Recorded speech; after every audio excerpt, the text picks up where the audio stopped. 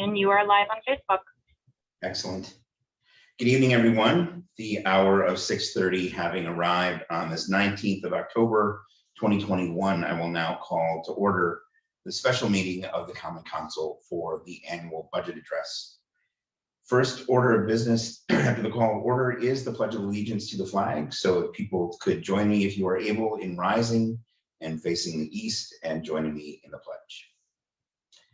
I pledge allegiance to the flag of the United States of America and to the republic for which it stands, one nation, under God, indivisible, with liberty and justice for all. Thank you very much. The only item we have before us is my budget address, which I will begin now. Good evening, everyone. President Tate II, members of the Common Council, city staff, and my fellow Racine residents, thank you for joining me tonight virtually for my annual city budget address. Just over 4 years ago today, I was sworn in after a special election to be your mayor. You could say we've had a few surprises along the way. This administration inherited structural deficits, spending limits imposed by the legislature, a cyber attack, a once-in-a-century storm that ravaged our lakefront, and of course, COVID. The structural deficits and spending restrictions have made the three previous budgets difficult for all of us. We've had to wrestle with the fact that our expenses are going up faster than the money we were collecting. Because of state spending restrictions, no increased value to our property tax base could be added to our operational budget. Unless the value comes from new construction, higher property tax value drives the property tax rate down. So we have struggled to make hard choices, reducing benefits to employees, eliminating positions through attrition, and in some cases, raising fees. Alders in this meeting can attest to the difficult choices we have had to make together in those last few budgets. None of those choices were pleasant. Those hard choices put us in a position where our structural deficit is now smaller than it was before.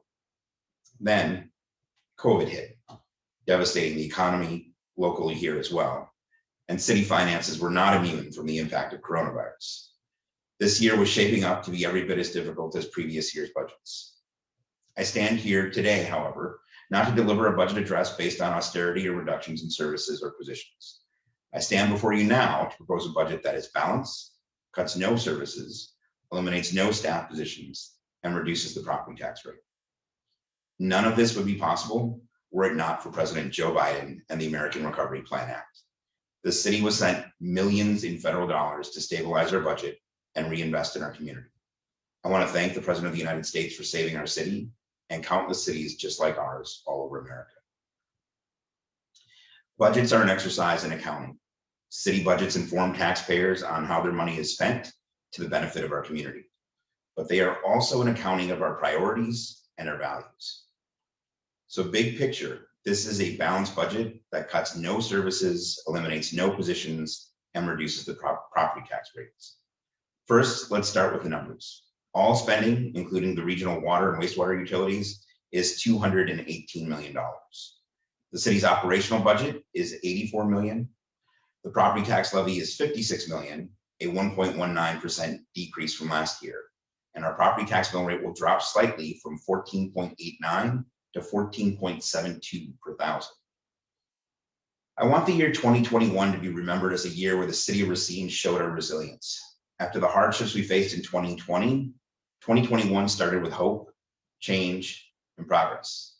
The nation elected a new president and vice president, and with the support of Congress, passed the American Rescue Plan Act, which is a lifeline to the city and our residents so that we can recover from the hardships of the pandemic. This year, the rollout of the COVID-19 vaccines showed us that there is a light at the end of the tunnel from this pandemic. And while the pandemic is not behind us, we continue the work of getting more and more city residents vaccinated every day. This summer, we also saw reopening of our library and community centers. We hosted festivals, parades, sports, along with so many other wonderful events that came back to the city after the hardships of 2020. And finally, I would be remiss if I didn't mention our Milwaukee Bucks became world champions as well. We used that same lens of resiliency as we began to put this 2022 budget together as well. It is a budget that does not require as many changes or as much austerity. So you may be wondering, I'm not asking the council to make really tough choices this year. What's different in this budget? First, I wanted to make sure that this budget invests in our employees. Each day they do amazing work on behalf of our residents, and because of budget constraints, the last several years, we have not been able to honor and thank them properly for their dedicated service.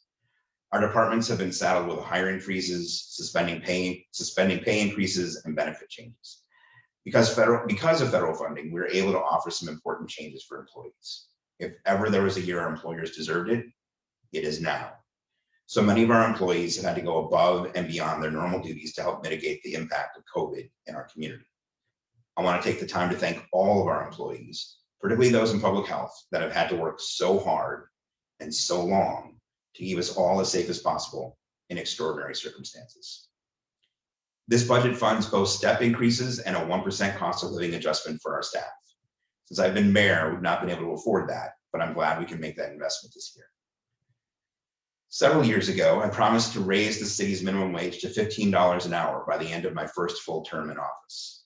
As mayor, I can't talk about the need to increase the wages and the economic mobility of our residents if, as a city, as an employer, we are still a poverty wage employer. So I'm happy to say that this budget delivers on the promise a year earlier than I had hoped. This applies to all employees, including part-time and seasonal workers. Next year, we can proudly say that we are no longer a poverty wage employer. I encourage all employers, public and private, to strive to do the same. This year, we will invest more in employer contributions to our employees' health savings accounts, or HSAs. I know the changes we made in health insurance a few years ago were necessary for the fiscal health of the city, but they also had a real fiscal impact on some of our employees' budgets at home. It is my hope that this city contribution helps reduce that impact and make healthcare more affordable. In this budget, we also create a short-term disability benefit. Right now, for medical leave qualifying events, you're either forced to use up all your vacation, sick time, or other paid off, or be unpaid until a long-term disability applies. Nothing exists for that missing middle. So someone who just had a baby and really wants to take 8 weeks off, but doesn't have 8 weeks of paid leave and cannot afford to go weeks without a paycheck, that employee currently has no option besides unpaid leave. This short-term disability benefit will be employer funded and should make our staff more financially secure when they have a child, need to recover from surgery, care for an ailing parent, or other qualifying life event. I have heard loud and clear from many on council that we want to find ways to prioritize, encourage, and incentivize folks to live in the city. My administration has been looking to see what other communities have done, and some of our close neighbors, like West Allis and the city of Milwaukee, have wage enhancement in place for city residents. So this budget puts in place a wage enhancement of 3% for all full-time employees who are also city residents. Moving forward, when jobs are posted, you'll see 2 salary ranges. Hopefully that will incentivize those new employees, especially if they're coming to us from out of town and looking for a place to live, to choose to be a city resident for that added benefit. All of these proposed changes apply to our unrepresented employees. The process of considering these benefits for our represented employees will take place at the bargaining table as part of the collective bargaining process, where hours, wages, and working conditions are negotiated. We look forward to those discussions resuming soon. While the federal ARPA funding is a lifeline to the city and preventing us from having to make draconian cuts to staff and services, because it is one-time funding, it doesn't allow us to sustainably fund anything over a long period of time. The budget I am presenting does not add much to the base of our operational budget, but we have made some modest operational changes to address needs and basic realities. Unfortunately, this summer we had several tragic drownings on our lakefront, and while we know we cannot predict or prevent every single tragedy, this budget does include funding for 6 new summer lifeguards in the Parks Department. That means both North Beach and Zoo Beach will have lifeguards to help keep beachgoers safer during the summer months. Dottie K. Bowersox in the Public Health Department are masters at maximizing grant opportunities. In their department budget, they have managed to move some grant funding around to create a new public health nurse position. It has been a difficult 18 months for our public health department, to say the least. And I think most people will be shocked to know that they navigated this pandemic with just 4.5 public health nurse positions in their entire department. This budget gives them extra capacity to support the great work they've been doing. Substantial and additional federal funding opportunities have been made available for public transit.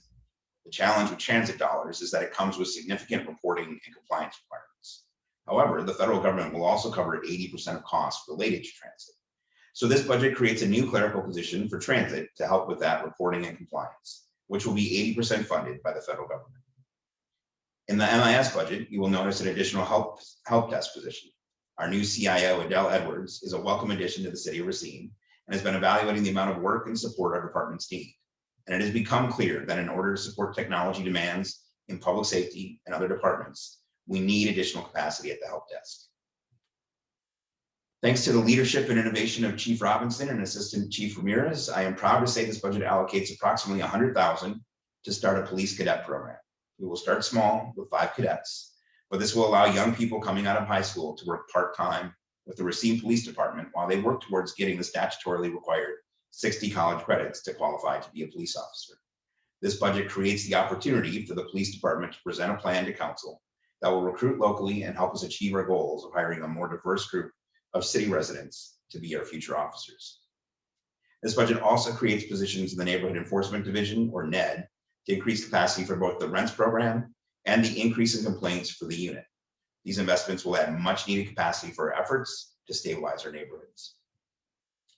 This past year, the Department of Public Works led an initiative to evaluate in detail the conditions of and the deferred maintenance on all city-owned buildings, almost 70 in total. This was a Herculean effort.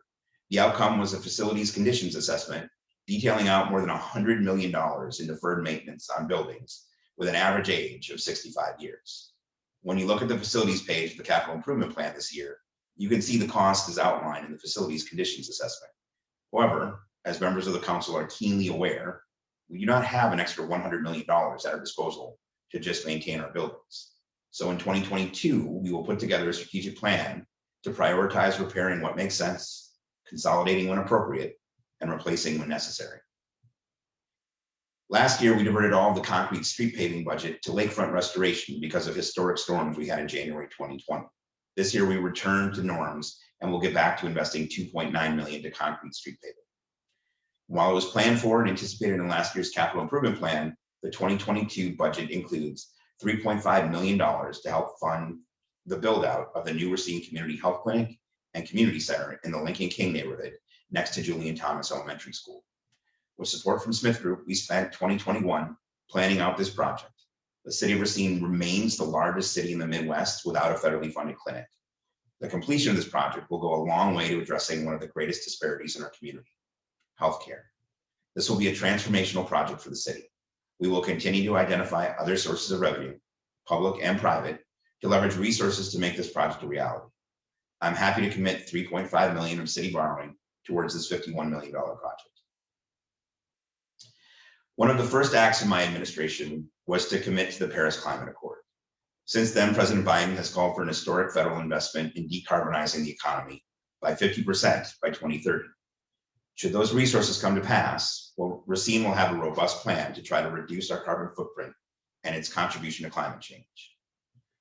There's an old hymn that says, "They laughed when Noah built his ark, but then cried when came the rain." What taxpayers may not realize is that we are already seeing the impacts of climate change right here in Racine. The storm that ravaged our lakefront last January was larger and more intense, in part because of climate change. As rainstorms become more frequent and more intense, our storm and wastewater utility lacked the capacity to take on larger, more intense, and more frequent storms, requiring ratepayers to invest millions in capacity upgrades to accommodate something the engineers call peak flow. Just these 2 projects alone, restoring the lakefront and scaling up our wastewater capacity, will conservatively cost more than $40 million. That's more than $500 for every man, woman, and child in the city of Racine. Climate change is already happening, and it is very expensive. Moving forward, the city will need to do 2 things at once when it comes to climate change. Rebuild our infrastructure to be more resilient to the intensity that climate change is already bringing to our shores, and invest in infrastructure to reduce the carbon produced in the city by 50% by 2030 and eliminate it by 2040. Just yesterday, as part of our work on smart city and sustainability initiatives, we unveiled the Badger Shuttle. The Badger is an all-electric, solar-powered autonomous vehicle that, in partnership with the UW-Madison and Gateway Technical College, will pave the way for the city of Racine to be a leader in smart transit technology that will help reduce our carbon footprint. In addition, 9 electric buses are coming to our transit system in November and December, with them in full service to our fleet next spring. Once operational, 25% of our buses will be electric, more than any other transit system in the state of Wisconsin. These 9 buses will help us save at least $60,000 on diesel fuel, and solar panels that will be installed in the year ahead to power those electric buses will reduce even more of our carbon footprint. Some of you may have also noticed our electric scooters around town.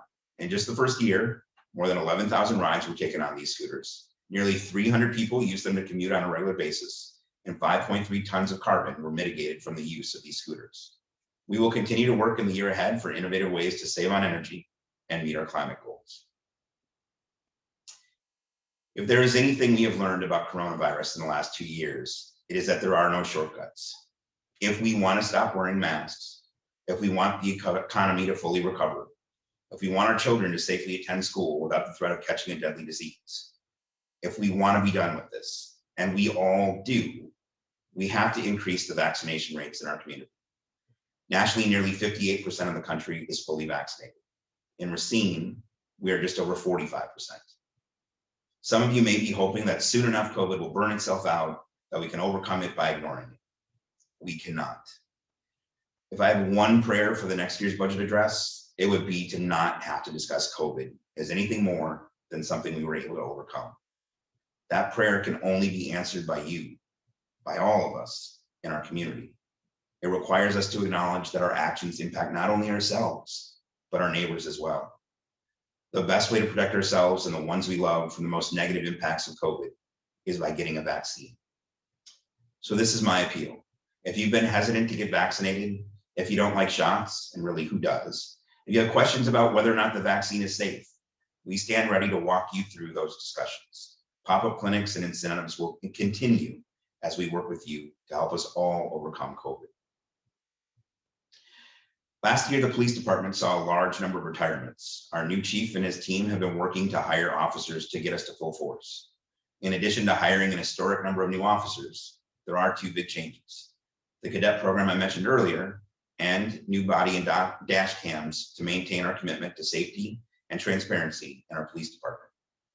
As it relates to the regular city operational capital budget, those are the highlights. As I said before, it's a relatively flat budget that maintains services and does not cut any positions. Compared to budgets of previous years, this may seem a bit routine, but given the austerity of previous budgets, this is not necessarily a bad thing, and I hope members of the council will agree. Before I close, I want to take a few minutes to talk about the American Rescue Plan Act dollars that are now available to us. Those funds are separate from regular city operation dollars and are not included in this budget. Over the next few weeks, we will work through the budget and pass a final budget on November 3rd. Following the budget process, I will introduce an ARPA plan that will work itself through the usual committee process, exactly the same way we have done with it in the past with ARPA funds. Courtesy of President Joe Biden, think of it as our own Racine Build Back Better initiative.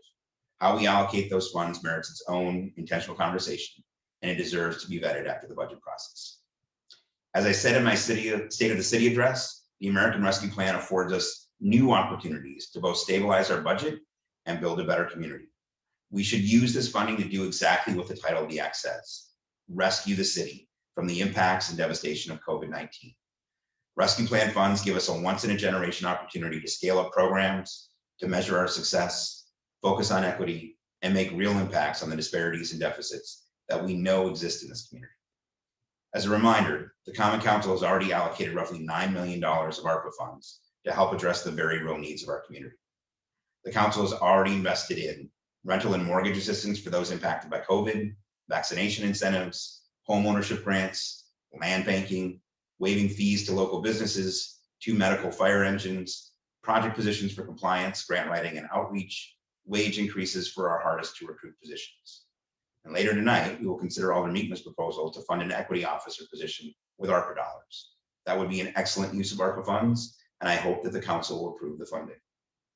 Moving forward, the city will prioritize the areas that will help build a better community. To borrow a phrase, Racine will build back better. The first dollars that we spend will be to stabilize the city budget to maintain our services to residents. We will invest in a community health center to improve our huge disparities in healthcare and lose the distinction of being the largest city in the Midwest without a clinic. We will rebuild our neighborhoods by expanding our land bank programs to rebuild and restore our neighborhoods. We will establish grant funding to encourage homeownership. We will invest in our workers to educate and train them for the family supporting jobs that are available, prioritizing jobs in construction to replace aging lead water lines and opportunities to participate in the developments that continue in our city. We will continue our work on equity and inclusion, creating opportunities for more residents to enter the middle class. This work will build on efforts around the Financial Empowerment Center, adult high school attainment, and expanding long seasonal and summer jobs for residents. We will invest in programs that reduce our carbon footprint and the ways it impacts some parts of the community harder than others. I look forward to having a robust conversation about our priorities for ARPA and our community after the city budget is adopted. So while this budget comes from my office, it is truly a collaborative work that would not be possible without the suggestions, expertise, and contributions of so many others. I'd like to briefly extend my gratitude to those who've helped shape this document. First, I want to thank the alders who took their time to meet with Kathleen, Shannon, Paul, and me. Your insights and suggestions were incredibly helpful in our decision-making process. Thanks to your suggestion, this budget includes funding for dog parks, additional safety measures at North Beach and Colonial Park, more electric speed monitoring signs for neighborhoods, and the ability to repair and restore more bricks on College Avenue. I also would like to thank each department head for their work in putting this budget together. In particular, I need to thank Kathleen Fisher, our finance director. Each year, she puts a tremendous amount of time into this, and I sincerely appreciate her. Many thanks also to Shannon Powell, Vicki Selko, and Paul Vornholt for their time and diligence putting the budget together as well. And to Ellen Nectarline, Monty Mora, Ruby Ward, who kept me organized and the office operating smoothly, day in and day out. Finally, and most importantly, I want to thank my wife, Rebecca, and my children, Eleanor, Amelia, and Corey. This job requires me to spend far too much time away from them, and I cannot thank them enough for tolerating my long absences. I love you. Thank you, stay safe, Godspeed, and good night. Amber, if you could please unmute Kathleen to make an announcement on the budget books. Thanks so much, Mayor. I apologize for being in my car. Just a couple of housekeeping items. The budget books for the aldermen are in the alder room. They're all lined up in order by district. I couldn't quite fit them in your mailboxes because they're a little bit bigger this year, but they are there for you. So feel free to come on in and get them. For those of you that aren't able to come in, there will also be an online version of both the capital plan and the proposed budget. That should be going up on the city website within the next 15 minutes or so. Again, as always, any questions, please feel free to reach out to me. I am more than happy to walk through the document. Any questions that you have, my door is always open. I am always available to you, of course. Another housekeeping item: next week, the budget deliberation meetings will begin. Those committee of the whole meetings will be Monday, Tuesday, Thursday, I believe, next week. So those agendas will start coming out, and those will be, a little bit longer meetings as we go through those deliberations through committee of the whole. That was all I had tonight. Great, thank you very much. That does conclude our business. We will begin the regularly scheduled council meeting at 7 this evening. Just as a reminder for the public who might be watching and council members, that is on a separate link. So we will need to exit here and find the 7 o'clock link for the full council meeting. Thanks, everyone. We are adjourned.